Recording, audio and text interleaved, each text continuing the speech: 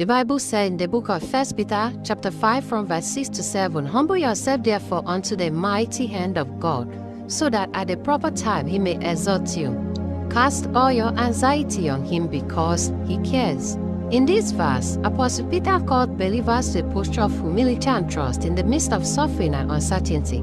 To humble yourself under the mighty hand of God means to willingly submit to God's authority, recognizing that He is sovereign over every circumstances. God's mighty hand represents both His power and His purposeful control.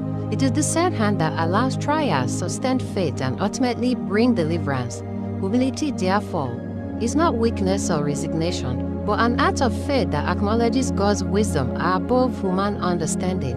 When believers place themselves under God's rule, they are assured that He will lift them up at the proper time, according to His perfect will and timing, not their own. Peter continues by explaining how this humility is lived out practically. By casting all anxiety upon God, the act of casting implies a deceitful and intentional transfer of burdens, rather than quietly holding on to fear or worry. Anxiety often arises from the desire to control outcomes, while humility releases that control to God.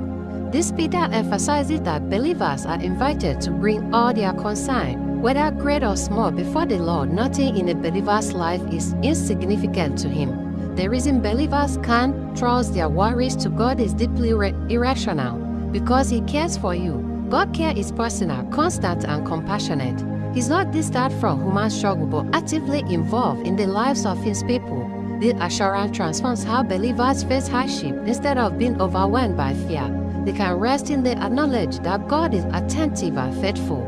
Together, this verse teaches that humility and trust go hand in hand.